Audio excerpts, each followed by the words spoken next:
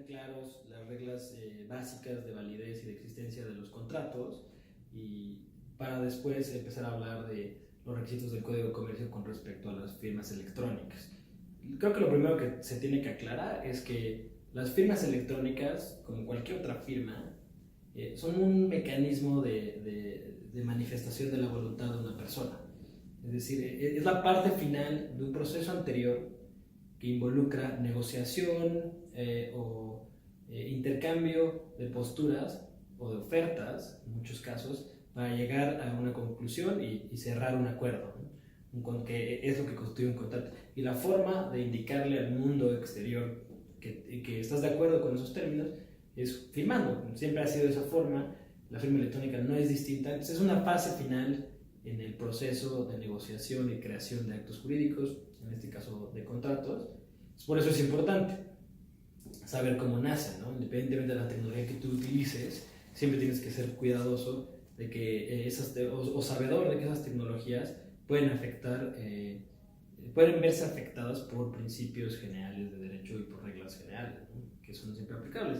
En general, los contratos para existir tienen que tener el consentimiento de las partes involucradas y en segundo lugar tienen que tener un objeto que pueda ser materia del contrato, que quiere decir que el contenido del contrato tiene que ser legal o disponible, tiene que estar dentro del comercio o dentro de lo que sea que tú puedas disponer en el mundo del derecho para ser existente.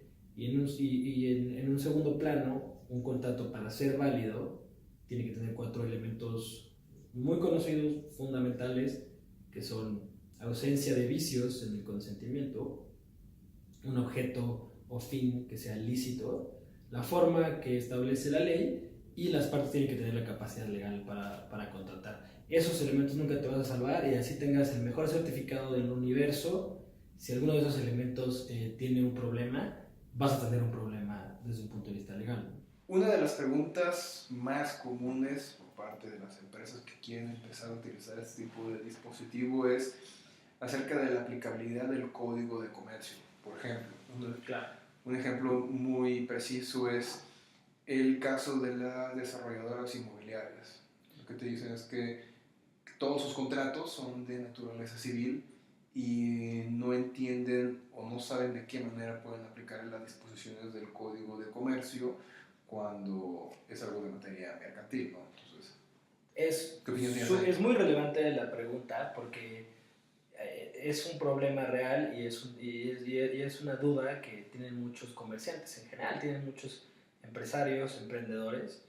Efectivamente hay contratos que por su naturaleza o por la ley son civiles y por lo tanto en principio no son mercantiles, pero eso no quiere decir que no le aplican las leyes federales mercantiles, sobre todo el Código de Comercio. Hay muchas razones por las cuales te puede aplicar el Código de Comercio, pero la forma más sencilla de que te aplique es que tú en tu contrato acuerdes su aplicación. Esto es algo muy explorado, los juzgadores están de acuerdo, los tribunales están muy acostumbrados a interpretarlo así y sucede todos los días. Las empresas o los negocios, los comerciantes que están acostumbrados a hacer transacciones todos los días en sus documentos acuerdan distintos códigos o distintas leyes que pueden aplicar a sus relaciones. Entonces, sin importar la naturaleza o el objeto civil inicial de un contrato, las leyes mercantiles pueden ser muy relevantes para tus contratos y tú puedes acordar su aplicabilidad. Eso es lo más importante. Y adicionalmente, siempre puedes ir directamente al Código de Comercio y preguntarte qué es un acto de comercio y quiénes se reputan comerciantes para efectos de las leyes mercantiles. Y es muy sencillo. El Código de Comercio reputa a todas las sociedades mercantiles como comerciantes y por lo tanto si hay contratación en la que involucres a sociedades mercantiles, que son casi todas las empresas, es muy probable que un juez o cualquier persona que lo interprete correctamente concluya que hay aplicación de leyes federales en algunas cuestiones de tu contrato, no en todas. Adicionalmente, el Código de Comercio establece un artículo también muy claro sobre qué son actos mercantiles. Ahora, ¿esos son todos los actos mercantiles que puede haber? No, la respuesta es no. Siempre dependerá de la naturaleza económica o jurídica de las partes, pero en realidad es un no problema.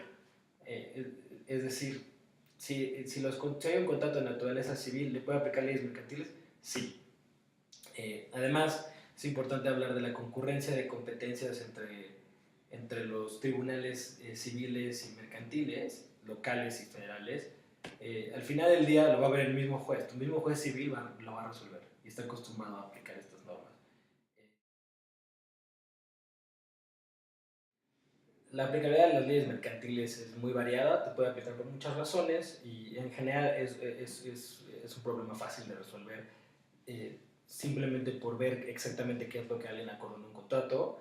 Si estás planeando mudar tus operaciones o tus transacciones a tecnologías electrónicas, a medios electrónicos en general, es recomendable que expresamente apliques la aplicabilidad del Código de Comercio, la forma más fácil de que te aplique. O sea, tú puedes, digamos, para que no tengas ningún problema, ya sea que tengas un bien de un contrato de arrendamiento, un contrato de obra a precio alzado, o que tengas un contrato de crédito o cualquier tipo de contrato de cualquier naturaleza. Sí, esos contratos que son por su naturaleza civiles, tú puedes acordar con tu contraparte que las disposiciones que le aplican a la firma electrónica en los medios electrónicos del Código de Comercio les sean aplicables, y principalmente por la naturaleza de comerciantes que normalmente hay entre esas partes, con independencia de que el acto jurídico en particular sea considerado tradicionalmente como un acto civil. Pero sí, además, otro tema, ¿no? O sea, si queremos hablar específicamente de leyes aplicables, el Código de Comercio ya sabemos que regular, tiene todo un título para medios electrónicos y comercio electrónico, es de lo que hablamos en el foro, es de lo que todo el mundo está hablando, o a lo que todo el mundo se refiere cuando habla de estos temas, pero como dijimos al inicio, hay ciertos principios y reglas de derecho civil que nunca te van a dejar de aplicar, ¿no? Incluso si estuvieras en un caso en el que solo aplican códigos civiles, pues aplican las reglas generales para determinar el consentimiento, ¿no? El consentimiento puede ser tácito, puede ser expreso o tácito, por escrito o verbal. Una firma electrónica típicamente es un consentimiento por escrito o por medio de signos, que también típicamente es expreso, y para el caso de medios electrónicos pudieras considerar que es tácito. Ahora, esto te puede aplicar para, o más bien, déjame estructurar la pregunta otra vez.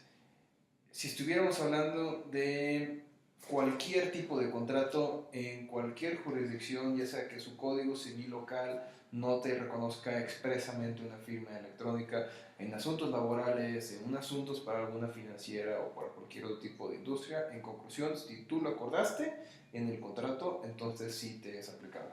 Es un principio general del derecho privado que lo que predomina o lo que siempre debe prevalecer es el acuerdo entre las partes. Entonces, en la medida en la que eso no sea de orden público, no sea una prohibición expresa, no constituya un acto o un hecho ilícito, tú lo puedes acordar y eso sería lo que tendría preferencia. ¿De qué otra manera tú puedes manifestar tu consentimiento? En específico, ¿tú puedes firmar un contrato solamente utilizando un correo electrónico? Sí, claro. Formas de manifestar tu voluntad hay muchas, y los medios electrónicos son una de esas formas. Es decir, independientemente de que hablemos o no de firmas electrónicas, tú puedes manifestar tu consentimiento y cerrar transacciones y operaciones financieras y actos jurídicos a través de medios electrónicos, a través del dispositivo que tú quieras. Un WhatsApp. Sí, un WhatsApp tú perfectamente te puedes obligar, ¿no? Ahora, obviamente existen más riesgos, ¿no? Claro, ¿no? Siendo importante, no tenemos que olvidar lo que platicamos al inicio, es decir, siempre y cuando un contrato cumpla con los elementos de validez y de existencia que marca la ley y tenga sobre todo las formalidades que hay para ciertos tipos de contratos, tú puedes acordar, tú puedes obligarte y celebrarlos válidamente a través de medios electrónicos. Y el Código de Comercio de hecho lo incentiva, ¿no? Incluso cuando hay contratos o actos jurídicos que se tienen que formalizar ante un notario o en escritura pública, el Código de Comercio te dice esos actos pueden acordarse a través de mensajes de datos y de medios electrónicos, y ya sea el fedatario público quien registre o documente cómo se dio ese consentimiento, pero el acto lo puedes celebrar a través de esos medios, independientemente de la formalidad de la escritura pública.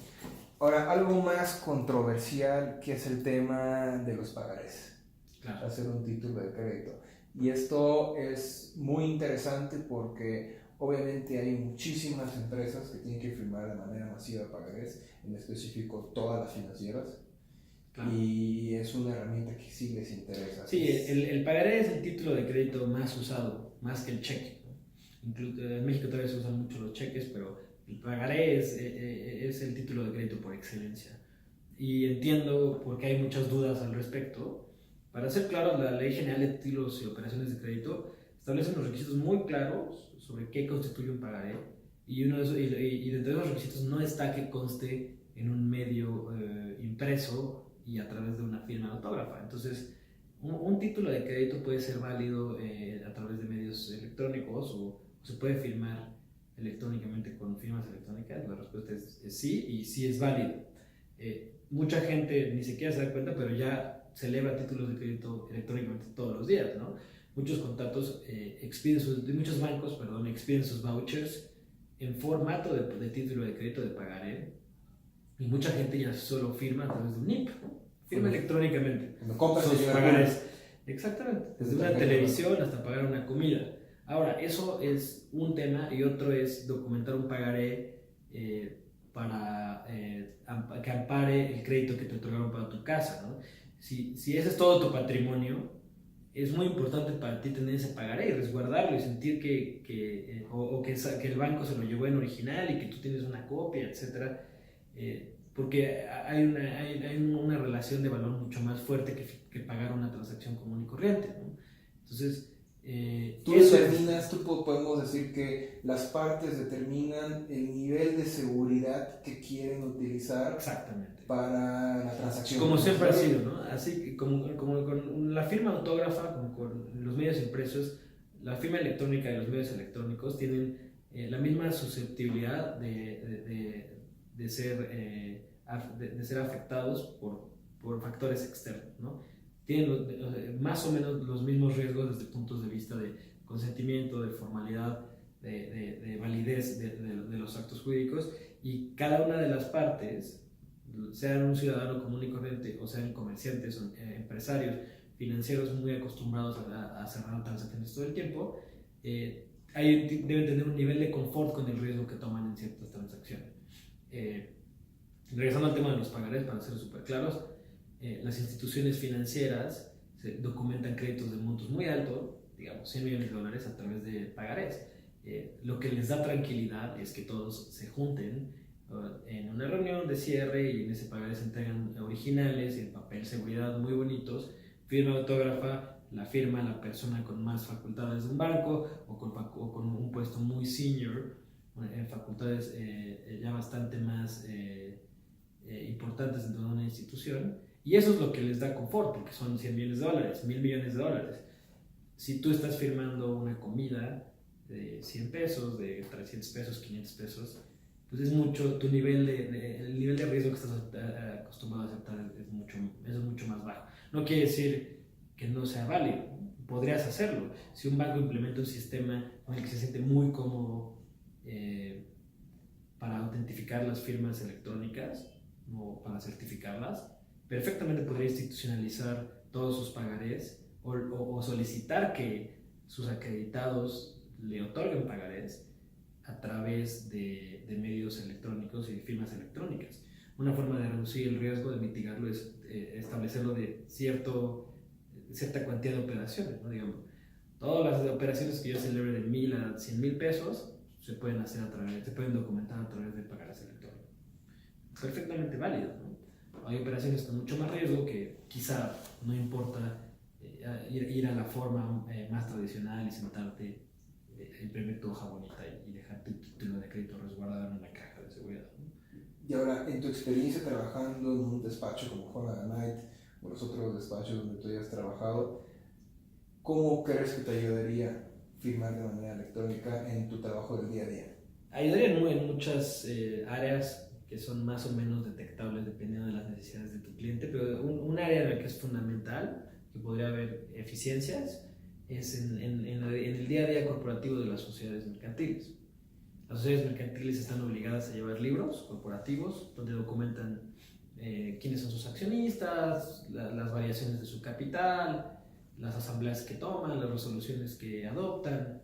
Todo eso se puede llevar de manera electrónica. Tú lo puedes acordar perfectamente en tus estatutos y aún si no lo has acordado, a través de los mecanismos que la ley te permite, también podrías adoptar tomar esa postura, ese gobierno corporativo, y es válido. La ley lo está incentivando hoy en día,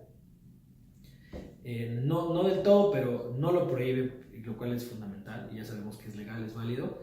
Y adicionalmente hay otras obligaciones que ya la ley te está imponiendo a través de medios electrónicos y a través de internet. En diciembre va a entrar en vigor una reforma a la ley de sociedades mercantiles, justamente para que las sociedades registren todas sus transmisiones de acciones y partes sociales en un sistema electrónico que tiene la Secretaría de Economía, ¿no? Si bien hay ciertas reglas de confidencialidad, etcétera, tú tienes que reportar el acto denominado de transferir ciertas acciones en un sistema que es relativamente público, tiene sus reglas, pero la ley te está incentivando a que utilices nuevas tecnologías. Entonces, perfectamente puedes llevar el día a día corporativo de una empresa, de una sociedad, a través de medios electrónicos. Listo, pues mi buen Aldo, como siempre, muchas gracias. y gracias a ti por participar en el evento y por dejarnos hacer esta entrevista. No, hombre, gracias por la confianza de hablar de estos temas tan relevantes. Te voy a seguir fregando nuevamente. Cuando quieras. Gracias. Ahora sí.